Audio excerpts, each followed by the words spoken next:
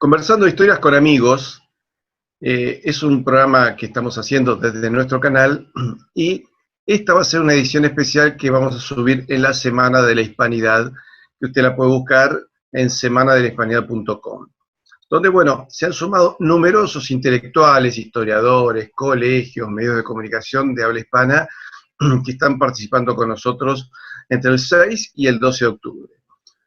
Y una entrevista que yo quería tener y que deseaba mucho era con un amigo, Juan Antonio Pérez Foncea, que es abogado, pero para nosotros lo importante es que es un escritor, es un extraordinario novelista. Acá tengo una de sus novelas que disfruté muchísimo, Invencibles. Es la historia de la victoria española sobre la contraarmada británica. Juan Antonio, ¿qué tal? ¿Cómo estás? Muy bien, ¿y vosotros? Buenos días o buenas tardes, según se mire. Buenas tardes aquí en Argentina. Pues aquí también más a mi favor todavía, porque son las 7 de la tarde. Juan Antonio, este libro, Invencibles, que en forma novelada recuerda cómo los españoles vencen a la contraarmada. Vamos a poner un poco en conocimiento de la gente. Se cree que existió solamente una batalla que fue la Armada Invencible, que nunca se llamó así, sino que se llamó la Felicísima Armada, que envía Felipe II sobre Inglaterra.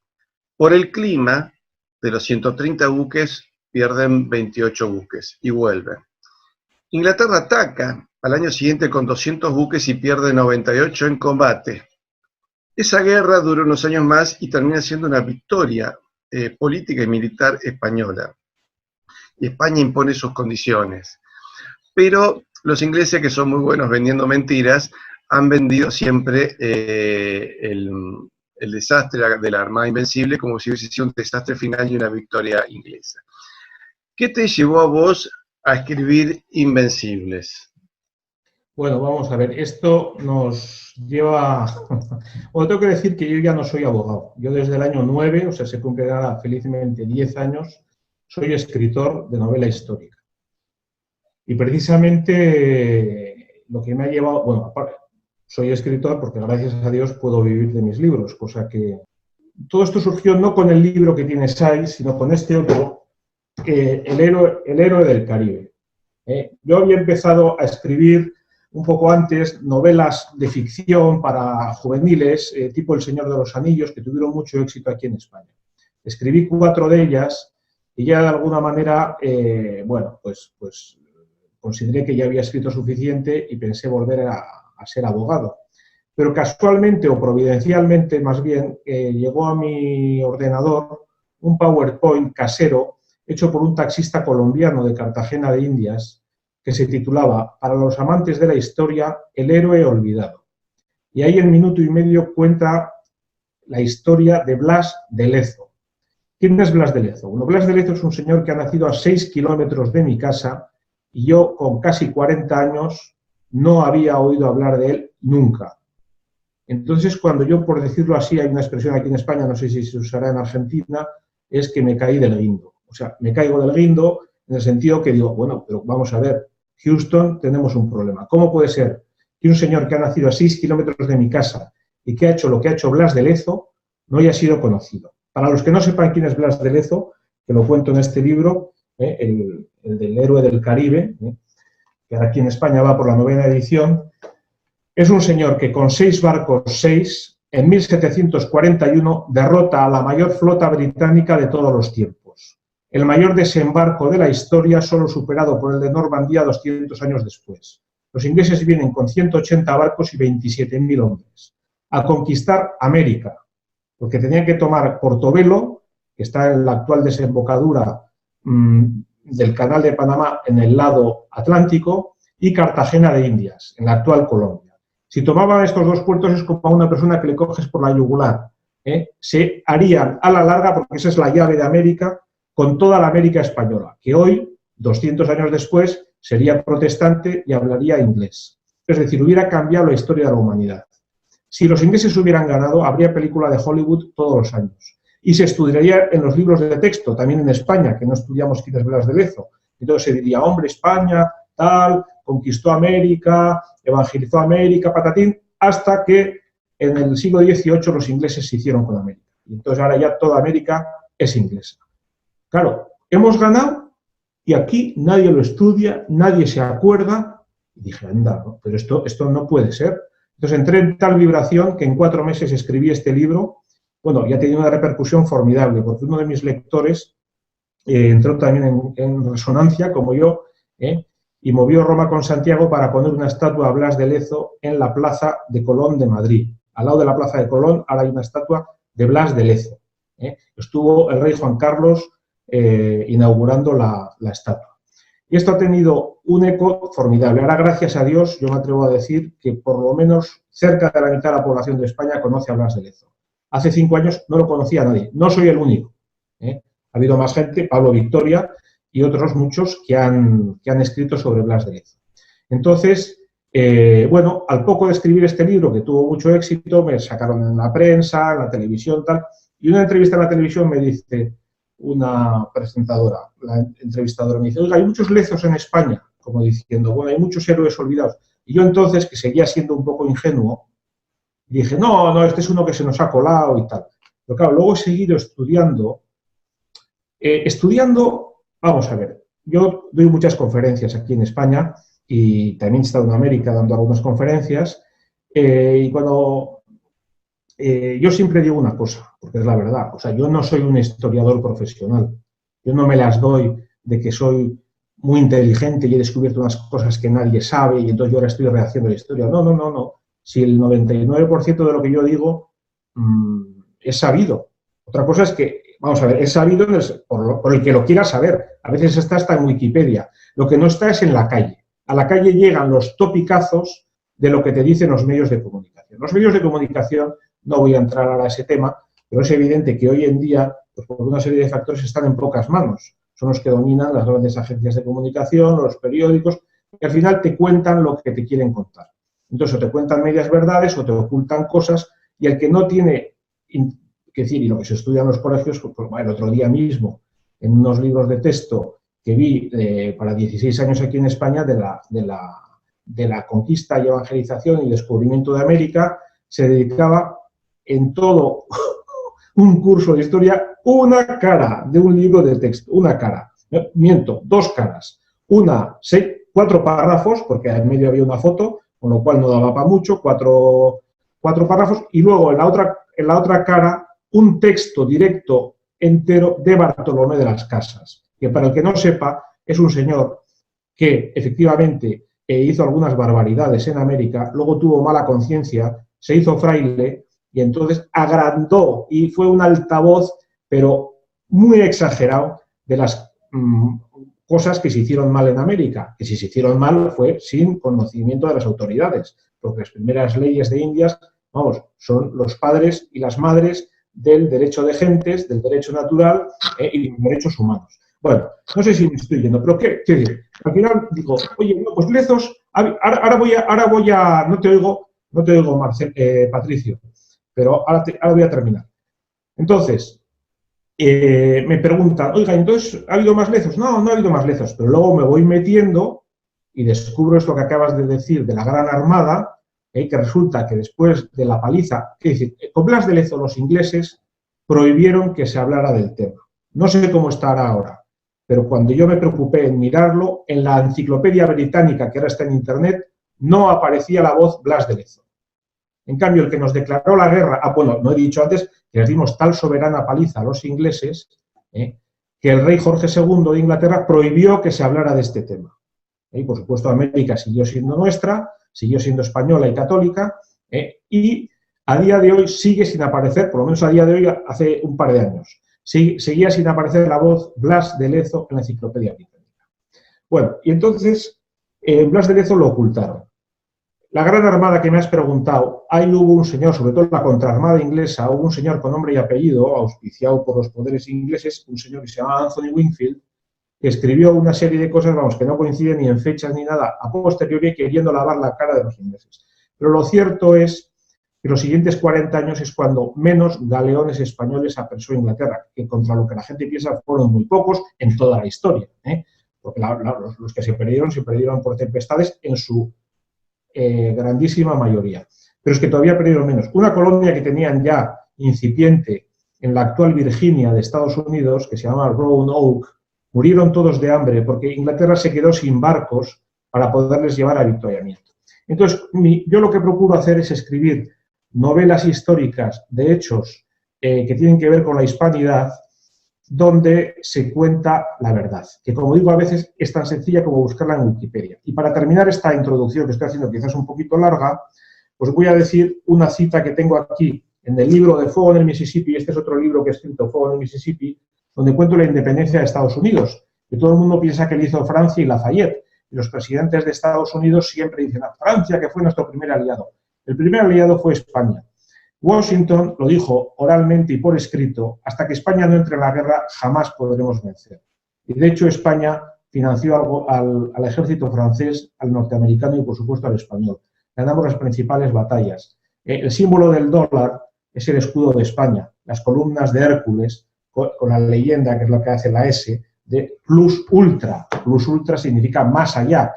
¿Más allá de dónde? De las columnas de Hércules, que es el estrecho de Gibraltar. Entonces somos los primeros que nos aventuramos en el mar océano, que hasta entonces se pensaba pues cualquier cosa porque la gente no se atrevía. Entonces digo la cita de Milan Kundera, que es un poco mi misión a partir de aquella revelación del PowerPoint del taxista colombiano. Dice Milan Kundera, Premio Nobel de Literatura: para liquidar a las naciones, lo primero que se hace es quitarles la memoria. Se destruyen sus libros, su cultura, su historia. Y luego viene alguien y les escribe otros libros, les da otra cultura y les inventa otra historia. Entonces la nación comienza lentamente a olvidar lo que es y lo que ha sido. Y el mundo circundante lo olvida aún mucho antes. Bueno, pues esto es lo que yo pretendo con mis libros, poco a poco, ir deshaciendo. Entonces por eso escribo historia novelada o novela histórica. Es decir, cuento hechos ciertos. Mi modelo es un poco la primera serie de Pérez Galdós, que empieza con Trafalgar y acaba con la batalla de los Arapiles, donde describe muy bien pues, todo el siglo XIX español, sobre todo las guerras napoleónicas. Y eso es un poco lo que yo, bueno, pues mi granito de arena al ideal de la hispanidad, ¿no? Porque ese es otro capítulo que me interesa. Para escribir el libro el de la contraarmada, estuve en Irlanda y allí dije yo, es impresionante, luego estuve en Inglaterra y digo, es impresionante que estos señores de Inglaterra que han ido, que ha sido un imperio depredador, o sea, que han ido a sacar las riquezas de allá donde han ido, nosotros hemos ido a aportar. El otro día me mandaron un WhatsApp donde decía que qué países harían, un WhatsApp hecho por una universidad sueca, ¿no? Donde decía, vamos a ver, ¿qué países han hecho más universidades a lo largo de la historia? Es antes de 1600. Y aquí está el ranking. España, número 1, 40 universidades creadas antes de 1600, 7 de ellas en América. Porque para nosotros América no eran colonias, América era España. Eso es un verdadero imperio. Un verdadero imperio es el que se reduplica. Igual que el Imperio Romano. Un señor nacido en Córdoba era tan romano como un señor de Roma. Bueno, pues un señor de Venezuela, de Argentina, utilizando terminología actual, era tan español como un señor de Madrid. Nosotros no íbamos allí a robar. Nosotros íbamos a dar la fe, que era lo principal que teníamos, y a dar la cultura que teníamos.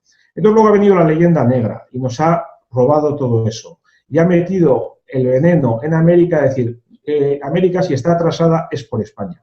No es verdad. Humboldt, que era protestante y que visitó todo el mundo, dejó por escrito, y esto lo puede mirar cualquiera: no he conocido tierra más próspera ni más feliz que la América española, que en aquellos momentos estaba, en muchos casos, por encima de Europa. España fundó... No, es que España se llevó el oro. Bueno, todo el oro que se llevó España, en toda su historia de América, es menos de lo que saca México ahora mismo en un año. Y ese oro que se llevaba a España era el mismo que se llevaba de España, quiero decir, el llamado quinto real, es decir, un 20%, eran los impuestos que se pagaban entonces. Pero con ese dinero se hicieron ciudades patrimonio de la humanidad, se hicieron universidades, se hicieron colegios, se hicieron carreteras. Bueno, se hizo lo que se hace igual que se hacía en España y se luchó por la fe en todo el mundo. Ese es el legado de España, ese es el legado. Vuelvo por lo que dice... Antonio, Quería comentar cuando hablas del cuidado de la memoria, ¿no? Cuentan que la matanza de Katyn, que ocurre al comienzo de la Segunda Guerra Mundial, los soviéticos mataron creo que unos 25.000 polacos, y era la flor innata de la intelectualidad polaca. Luego le echan la culpa a los alemanes, pero bueno, Rusia terminó reconociendo que fue un crimen realizado por ellos, y lo que se buscó es matar los mejores cerebros de Polonia. Y lo vemos con respecto a nuestra historia, el caso de Cartagena de Indias. Vos sabés que la tumba del almirante Vernon, que es el almirante que ataca a Blas de Lezo, que es derrotado por Blas de Lezo, pero bueno, al comienzo de la batalla tiene un pequeño triunfo, toma un fortín cercano al fuerte de Cartagena, que bueno, vos lo relatás muy bien y con mucha intensidad en tu novela. Yo recomiendo a todos los que vean este video que tomen contacto con toda la novelística de Juan Antonio Pérez Fonseca. Este libro Invencible yo lo disfruté muchísimo.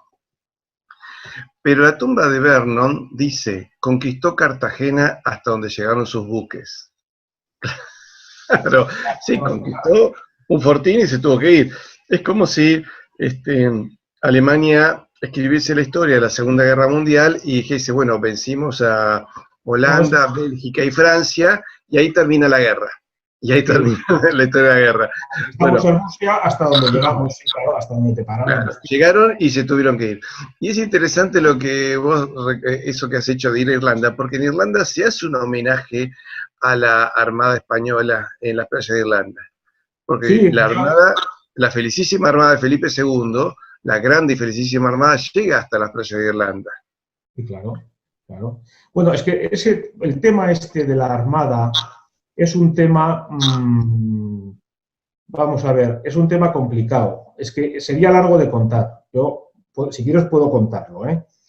Resumiendo mucho, yo suelo decir que el tema de la Gran Armada, así se llamaba, Gran Armada o Felicísima Armada, desde luego no invencible. De hecho, cuando vinieron los náufragos españoles, es decir, los que volvieron heridos y tal, A Coruña, que tenía entonces 4.000 habitantes, vamos, se volcó en atender a los heridos. Fue una cosa impresionante, pero heroica, absolutamente heroica, pero prueba de que Felipe II sabía, y en España se sabía que las cosas podían salir mal. Entonces estábamos preparados para recoger a los heridos.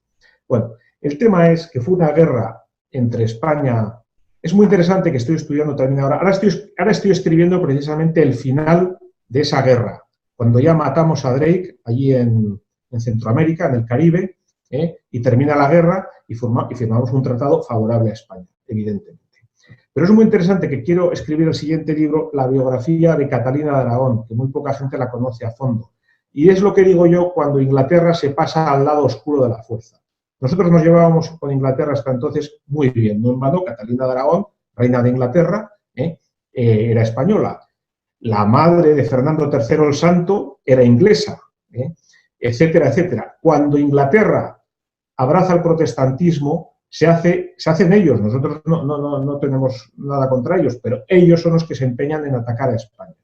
Y entonces España estábamos luchando contra el protestantismo en toda Europa, contra el turco. Los ingleses llegan a aliarse con los marroquíes para fastidiar a España, no es otra. Y los holandeses, no los holandeses, porque cuando nosotros luchamos en Holanda, ahora acabo de publicar este otro libro, que es Los tercios no se rinden, que es sobre el milagro de Empel, que es un milagro que hizo la Virgen Inmaculada el 8 de diciembre de 1585 para ayudar a 5.000 españoles rodeados por 50.000 holandeses. Donde los holandeses gritaban, ellos, y lo dejaron por escrito, Dios es español por haber obrado tan gran milagro. Bueno, pero es que en esta guerra, que la gente hoy en día simplifica la guerra de los 80 años, que era España contra los Países Bajos, no, los Países Bajos formaban parte de España y eran católicos. Pero entonces ahí los líderes holandeses buscaron el llamado hecho diferencial, que siempre se busca para justificar una independencia. El hecho diferencial fue que abrazaron el calvinismo y dijeron que el catolicismo era, pues para esas gentes del sur, los curantistas, ahí empieza también, coge muchísima fuerza la leyenda negra, ¿no? De criticar todo lo católico, para denostar a España. Pero el tema interesante es que luchaban más holandeses con España que con Holanda, porque los holandeses eran católicos y lo que le queda a Holanda ahora mismo de católico es por aquello. Entonces, ¿Qué pasa? Que Inglaterra mete sus tropas en Holanda, una vez más, para fastidiar a España. Este es el motivo por el que Felipe II envía las tropas a Inglaterra. El problema es que esa guerra empieza mal, porque el que iba a comandar aquella guerra era Bazán, Álvaro de Bazán, que nunca había perdido ninguna guerra y es el vencedor de Lepanto contra el turco, donde estaba, que es el que da origen a la festividad del 7 de octubre, la Virgen del Rosario, porque el Papa y la cristiandad estaban rezando el rosario a la misma hora, pidiendo por la victoria de España y Venecia contra el turco. Y el Papa supo que habíamos ganado antes de que le llegara la noticia. Bueno, el caso es que si no hubiera sido por la victoria de Lepanto y otras victorias que tuvimos también en Hungría y en Viena, digo tuvimos porque ahí estuvimos los españoles, pues ahora estaríamos en toda Europa ya con el turbante. O sea, esto no es una cosa de ahora, ya estaríamos desde entonces con el turbante. Bueno, pero estábamos luchando contra el turco, luchando en toda Europa contra todos los protestantes, contra los suecos, contra los alemanes, contra los protestantes holandeses. Y en esa se mete Inglaterra a fastidiar todavía más. Entonces, digo que iba a mandar esto Álvaro de Bazán, vencedor de Lepanto, y que nunca había perdido ninguna batalla. Y el inventor de la infantería de marina, los famosos marines, pues el inventor fue Álvaro de Bazán. ¿Qué pasa? Que mientras estaban preparando la armada, Bazán se muere. Y Felipe II le pone a mandar a la armada a Medina Sidonia, al duque de Medina Sidonia, que a mi juicio fue un gran hombre. La historia luego ha dicho que fue un desastre, que lo que salió mal de la armada fue por Medina Sidonia. Medina Sidonia hizo lo que pudo, porque Medina Sidonia le dijo a Felipe II, no me mande a mí a mandar aquello, porque yo me mareo en los barcos, y ya he navegado muy pocas veces. Y el otro le dijo, Felipe II le dijo que obedeciera, el hombre obedeció, y Felipe II hizo una cosa muy mal. Vamos a ver, para ir a Inglaterra había dos posibilidades. Una, ir desde los Países Bajos, que es pasar el Canal de la Mancha, que son 40 kilómetros, o ir desde España con una gran armada. Felipe II no hizo ni uno ni otro, sino que hizo una cosa intermedia, que es mandar toda la gran armada, pero con órdenes de no atacar a Inglaterra, cuando ya los tuvimos. En Plymouth los teníamos.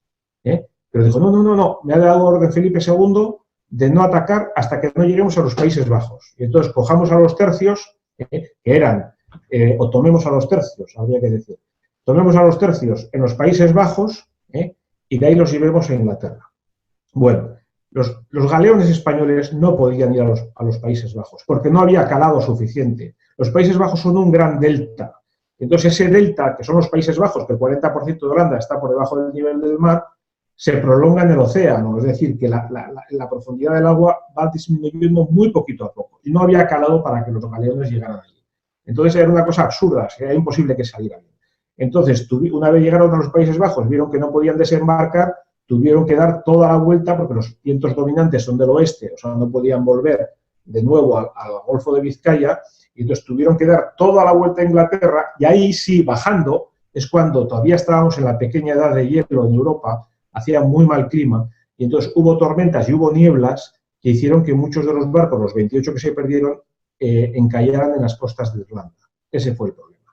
Pero continuó la guerra y ganamos la guerra. Lo que pasa es que suelo decir que esto es como un partido de Nadal, que Nadal ganara 6-1, 6-0, 6-0. Los ingleses han conseguido que pase a la historia el juego que perdimos, que tampoco lo perdimos, lo empatamos, porque murieron más ingleses en este ataque de la Gran Armada que españoles, porque los ingleses dijeron, mira que si los españoles van a Noruega, se habitúan allí y vuelven, entonces mejor que los marinos se queden embarcados en sus barcos. Pero claro, los marinos en los barcos cogían terribles enfermedades, y de hecho murieron más ingleses que nosotros. Incluso hubo un ministro inglés que dejó por escrito, dijo, mejor, cuantos más se nos mueran, menos subsidios tendremos que pagar después, ¿no? A las viudas y a todos estos marinos, ¿no? Entonces, por enfermedades y tal, si se mueren, pues ya no hay que pagarles nada. Bueno, total, que luego se prolonga la guerra y ganamos. ¿Qué ha pasado en la historia? Pues un acontecimiento que quedó en tablas, pero muy magnificado por los ingleses, como si hubiera sido la gran derrota de España. Hasta el punto que incluso hoy en España todo el mundo piensa, nosotros tal, con la gran armada, con la armada invencible, ahí es cuando ya nos vinimos abajo. No sé, el imperio duró. Donde España de verdad recibe el hundimiento es en la batalla de Trafalgar, ahí sí los ingleses nos ganan, y luego la posterior invasión napoleónica. Eso ya nos destrozó. Desde entonces ya hemos pasado a ser, pues ya no una potencia de primera división, sino de segunda división. Esa es la verdadera historia. ¿Nos han ganado? Sí, en Trafalgar, pero hasta Trafalgar no. Juan Antonio, otra novela que a mí me encantó de vos es esta, Fuego en el Mississippi. Contanos este tema que es muy poco hablado, que es la ayuda española para que las colonias anglo-norteamericanas se independizaran y se fundaran los Estados Unidos. Incluso ahí Bernardo de Galvez tiene un acto heroico cuando toma la base inglesa de Pensacola, ¿no? Cuando dice voy solo, porque muchos creían que era imposible, y cuando se va solo todos los demás compañeros de él se suben a sus buques y siguen detrás de él y lo ayudan a vencer en Pensacola. ¿Cómo fue que se te ocurrió lanzarte con este tema? Bueno, pues esto también fue un asunto que, vamos a ver, a mí me ha dado siempre mucha pena el tema de los mexicanos y hispanoamericanos en general en Estados Unidos, pero sobre todo mexicanos. ¿Por qué? Bueno, pues porque la gente es que ni en España ni en ningún sitio conoce la huella española en Estados Unidos, porque la historiografía oficial americana, norteamericana, bueno, pues por el protestantismo, por quitar el catolicismo, por lo que sea, ha quitado lo español todo lo que ha podido, ¿no? Entonces, denostan a Fray Junípero Serra, etc. Bueno, nosotros llegamos a Estados Unidos pues 100 años antes de que llegara el Mayflower. Nosotros somos el primer idioma no americano, el español, que se habló en Estados Unidos. Lo que se habló de, bueno, los indios, estos indios que salen en las películas diciendo how, no sé qué, eso lo dicen para, pues no lo sé por qué lo dicen, porque esos indios hablaban español. Jerónimo hablaba español y era católico. Entonces, nosotros, el 85% de los actuales Estados Unidos de Norteamérica, y por supuesto parte de Canadá, incluido Alaska, han sido España. Nosotros la primera acción de gracias, el Día de Acción de Gracias, la primera acción de gracias que se hizo en Estados Unidos fue una misa católica, que hicimos una expedición que salió de México, que fue por Nuevo México, Albuquerque, etcétera, hacia el norte. La primera ciudad norteamericana que todavía existe y que todos los 12 de octubre sacan las banderas españolas por la ciudad es San Agustín de la Florida, que está al norte de la Florida, en la costa. Entonces, nuestra presencia ha sido tremenda, ¿no? Tremenda. Y me da mucha pena cómo se ha borrado. Y sobre todo, hay norteamericanos que dicen, no conozco guerra más injusta que la que le hicimos a México. Porque efectivamente a México se le puso entre la espada y la pared. O sea, o nos dais el territorio o os lo cogemos. Y efectivamente se les cogió. Lo mismo le pasó a Fernando VII cuando España adquiere la Florida por una cifra de aquella época, 5 millones de dólares de aquella época que nunca pagaron. Sí, no, o sea, no. Está en deuda todavía con eso. No, es que lo curioso es que, vamos a ver, Washington era un gran amigo de España porque necesitaba España. Ya he dicho al principio de la conferencia, de esta charla, que Washington lo tiene por escrito y lo tiene hablado, y hasta que no entre España en la guerra no conseguiremos nada. Bueno, pues hay que saber que Washington, ¿quién desfiló a la derecha de George Washington el día de la toma de posesión de George Washington como primer presidente de los Estados Unidos? Diego Gardoqui. ¿Quién es Diego Gardoqui? El primer embajador de España en Estados Unidos. ¿Y por qué desfila a la derecha? Porque Washington quiere que desfile a la derecha. Y le dice, nunca olvidaremos lo que España ha hecho por nosotros. Yo suelo decir en plan de broma, nunca olvidaremos que nos quitaron Filipinas, nos quitaron Puerto Rico, nos quitaron todas las islas del Pacífico y no nos quitaron Cuba porque no pudieron. Pero la independencia de Cuba, esto me lo han dicho a mí, cubanos, nosotros no nos hubiéramos independizado. Eso fue, pues ya a raíz de aquella guerra, pues quedamos en una situación que sí, que nos separamos de España y que nos arrepentimos. Pero que fue por la guerra de Estados Unidos. Bueno, entonces quiero decir, ¿quién fundó la primera iglesia católica de Nueva York? Porque todo el mundo dice, San Patrick, quizá la catedral de Nueva York, San Patrick, los irlandeses. Pues la primera iglesia católica de Nueva York la fundó Gardoqui, que es la iglesia de San Pedro. Y la iglesia de San Pedro está al lado de las Torres Gemelas, porque sigue allí. Y la primera víctima de las Torres Gemelas la llevaron allí. Y Elizabeth Seton, que es la primera santa católica canonizada en Estados Unidos, se convirtió en esa iglesia. Y ha dicho antes que el símbolo... Santa Elizabeth Bailey Seton, me acuerdo, Eso. que fue a catequizar a los aborígenes americanos, ¿no? Bueno, Y que era de origen protestante. Bueno, es asombroso. Nuevo México, esto ya es impresionante, pero cualquiera lo puede consultar. La evangelización de Nuevo México la hizo María Jesús de Ágreda. ¿Quién era María Jesús de Ágreda? Una monja de Ágreda, un pueblecito de la provincia de Soria, que tenía bilocación y le llamaban la Dama de Azul. Y esta mujer, bueno, el mes pasado han venido unos indios humanos, así se llama, humanos o algo parecido, o humenas o algo así, han venido de Nuevo México a bautizarse en Ágreda, en una India, y está en internet, cualquiera lo puede buscar, precisamente por la relación con María Jesús de Ágreda. María Jesús de Ágreda, que por supuesto es una santa, aunque no está canonizada, pero era una gran mística, era consejera de Felipe V. Era consejera de Felipe V. Bueno, Una cosa que quería aclarar, Juan Antonio, cuando la gente se preguntará, pero ¿por qué le pedían tanta ayuda a España? Porque lo que hoy es la Casa Blanca, donde se toman grandes decisiones que repercuten en el mundo, en aquellos siglos era el Palacio Real de España, donde se tomaban las grandes decisiones del mundo. bueno, Es decir, Carlos V, Felipe II, Felipe III, Felipe IV eran prácticamente emperadores de medio planeta, sobre todo cuando se logra la unificación con Portugal, ahí ya el dominio del planeta era absoluto, ¿no es cierto? Entonces, salvo lo que fuese Europa Central y Europa Oriental, el resto del mundo, las decisiones se toman en España. Pero aún para el resto del mundo, por ejemplo, los rusos para comercializar, por ejemplo, con el Imperio Otomano o con el Imperio Chino, requerían de la moneda española. Tenían que hacer comercio con España para adquirir moneda española porque era la única moneda que le aceptaban el Imperio Otomano y el Imperio Turco. Entonces, lo que hoy son las primeras potencias del mundo, en aquel momento lo era España. Claro, y el doblón de A8 español es el padre del dólar, y era más que el dólar actualmente. Si un chino le compraba a un ruso o viceversa, le compraba en doblón de A8 español. Y ese doblón de A8 español es el padre del dólar y ha sido moneda de curso legal en los Estados Unidos hasta 1854. Y hasta 2010, o sea, hasta hace 9 años, en Wall Street, las acciones se contaban por octavos. Y es por herencia del doblón de A8 español. Entonces, luego, la batalla final de la independencia americana es la batalla de Chesapeake. Es una batalla naval en la cual la armada norteamericana y la francesa combinadas luchan contra los ingleses. Y esa es la batalla definitiva. Y esa es la que se ha llevado el relumbrón.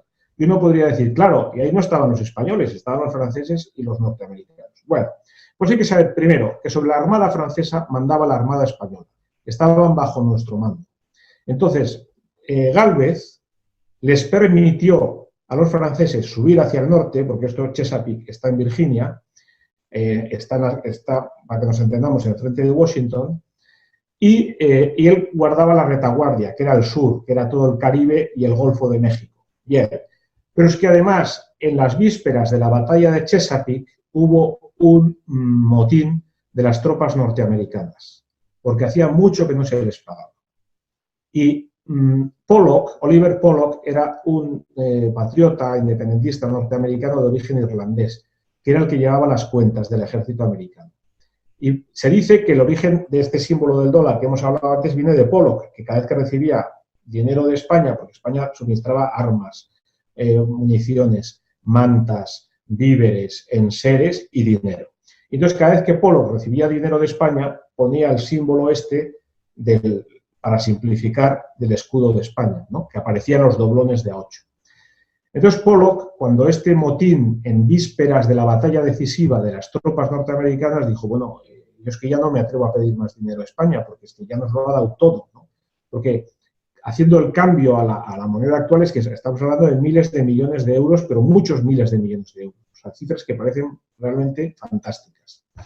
Bueno, pues hubo un francés, que ahora no recuerdo el nombre, que bajó a Cuba diciendo, yo os voy a ir a pedir dinero. Y en Cuba, las mujeres cubanas, que, insisto, tanto las cubanas como los mexicanos como tal, eran españoles. O sea, desde luego los españoles nunca hemos sido racistas, nunca. Y somos el único imperio que se ha mezclado allá donde ha ido y que ha dado título de nobleza a los, entre comillas, conquistados, porque pasaban no a ser conquistados, sino a ser incorporados a la nación. Entonces todavía existe el marquesado de Moctezuma.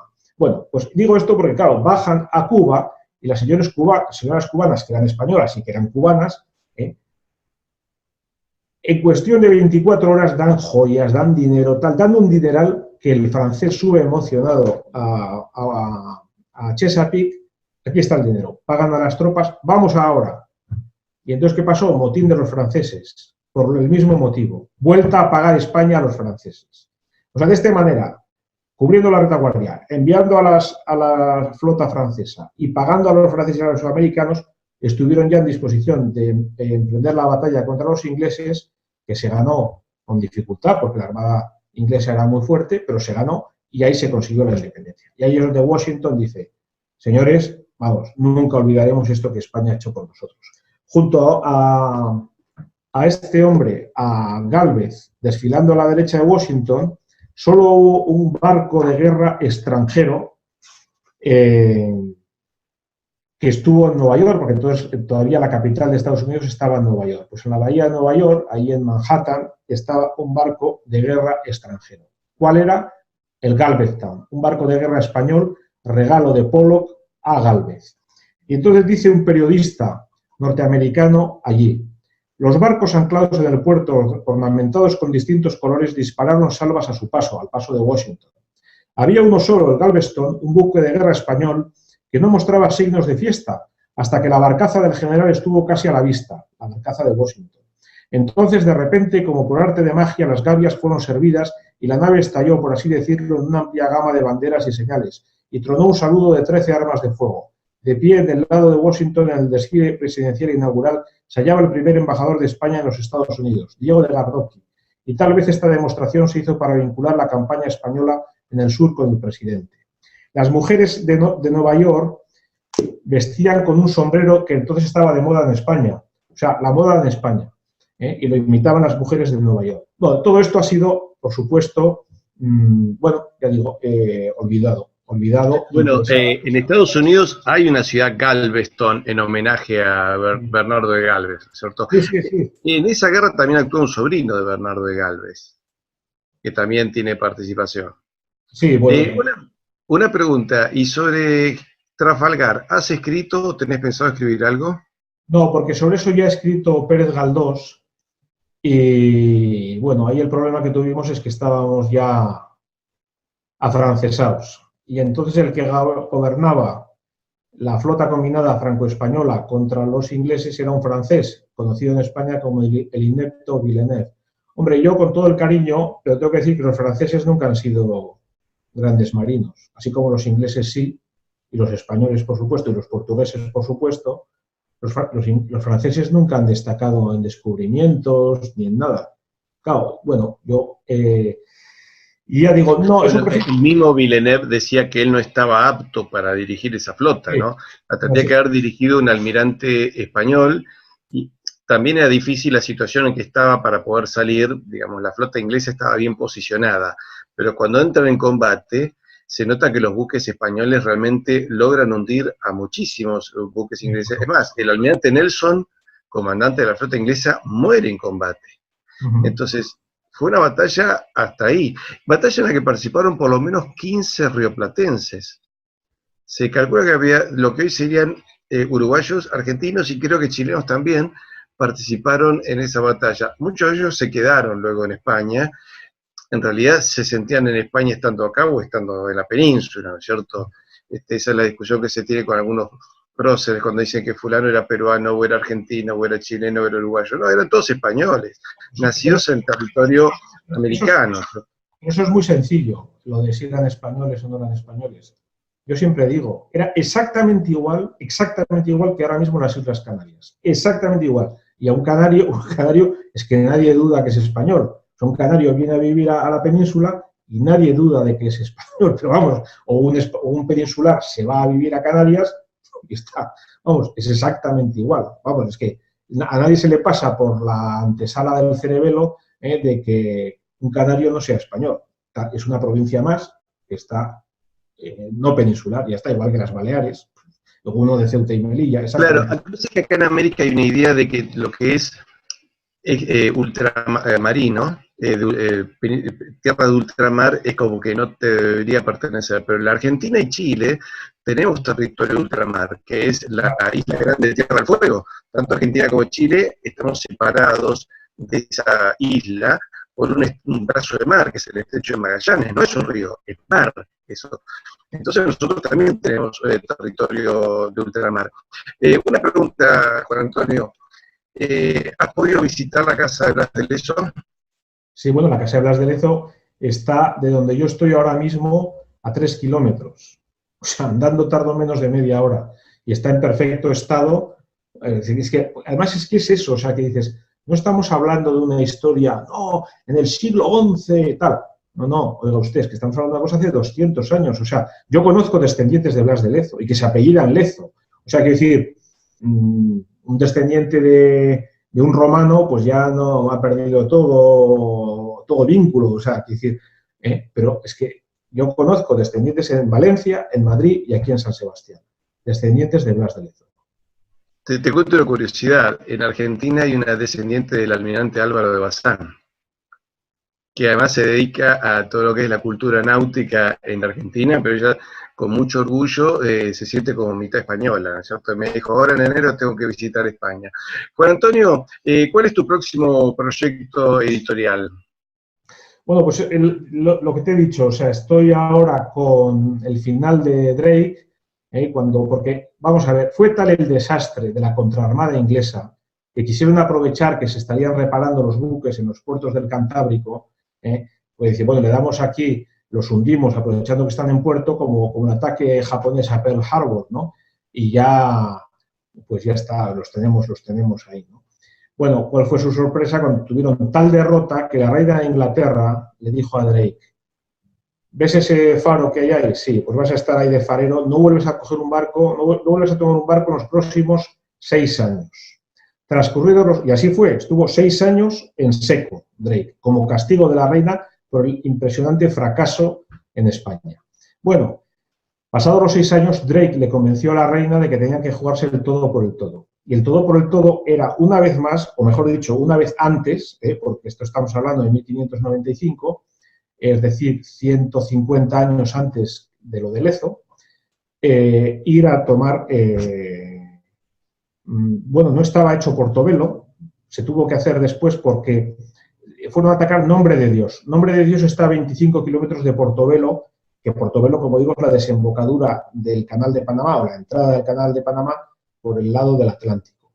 Se dejó Nombre de Dios, que fue una de las primerísimas ciudades que ya estuvo Colón allí, porque era muy malsana, o sea, tenía cerca una ciénaga y luego tenía un terreno de mucho lodo, de mucho barro, que no permitía el asentamiento de grandes edificios, entonces no tenía fortificaciones. Entonces había que defenderlo pues a pura el hombre, ¿no? Los soldados eran las murallas, ¿no? Por eso fue muy heroica, porque fueron 150 españoles una vez más contra 2000 ingleses y se les ganó, y no solo se les ganó, sino que Drake murió, luego se les venció nuevamente en Puerto Rico y luego en las Bahamas, con lo cual ya ahí sí que ya los 4 que llegaron a Inglaterra llegaron ya con la bandera blanca diciendo ya no podemos más, ¿no? Entonces estoy escribiendo eso precisamente para que se vea que lo que empieza con la Gran Armada, que por cierto, antes no lo hemos dicho, el objetivo de la Gran Armada no es, como dicen los ingleses, conquistar Inglaterra. El objetivo de la Gran Armada era derrocar a la reina, porque era una reina protestante que nos estaba molestando todo lo que podía, ¿no? Bueno, entonces ese es el libro. Y luego el siguiente me gustaría Catalina de Aragón. Catalina de Aragón es una reina mártir. Mártir no por que la hayan matado por sangre, sino porque fue heroica en su fidelidad a su marido, al rey y a Inglaterra. Porque ella hubiera hecho así y el pueblo se hubiera levantado contra Enrique VIII. Pero bueno, está atestiguado. De hecho, todavía hoy, con lo que ha sido Inglaterra, hay que decir que ya como ha caído en el protestantismo, en el antiespañolismo y en el anticatolicismo, la reina Catalina, en su tumba pone Catalina, reina de Inglaterra. Cuando Enrique VIII prohibió que se le diera este título, porque ya hizo toda aquella jugada pues para decir que había sido un matrimonio nulo y que no era la verdadera reina, etcétera, y sin embargo se puso reina de Inglaterra y ahí sigue. Y fue una reina muy querida por el pueblo y sigue siendo.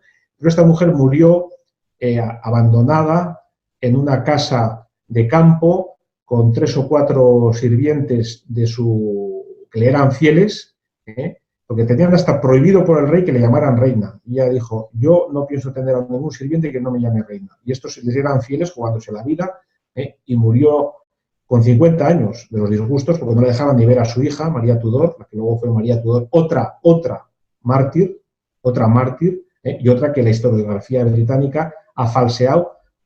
Newman, el cardenal Newman, que será beatificado dentro de 23 días, si no me falla la memoria, dejó escrito que Inglaterra vive sobre una gran mentira y que la verdad se acabará abriendo paso y que una cadena, los eslabones, basta que uno de ellos falle para que falle la cadena. Dice, en el caso de Inglaterra, falla el primer eslabón, que es María Tudor, que le llaman María la Sanguinaria, Bloody Mary, que es el que falla porque se ha mentido sobre María Tudor. Es tremendo, porque yo Inglaterra es un país que le tengo cariño, de alguna manera, aunque como una vez me entrevistaron por la radio, dice, bueno, usted a los ingleses, porque siempre escribo contra los ingleses, digo, no, si yo no tengo nada, yo lo que cuento es la verdad, y lo único que tengo es Gibraltar, eso por supuesto, que ese sería otro capítulo que podríamos hablar, ¿no? Porque eso es una jugada también, vamos, impresionante. Creo que esto hay que, Juan Antonio, recordar que no es que uno tenga una suerte de anglofobia, sino que en realidad la Inglaterra posterior al cisma, esa es la que decide enemistarse del mundo español y convertirse en un imperio parasitario de otros pueblos, ¿no es cierto? Un imperio depredador.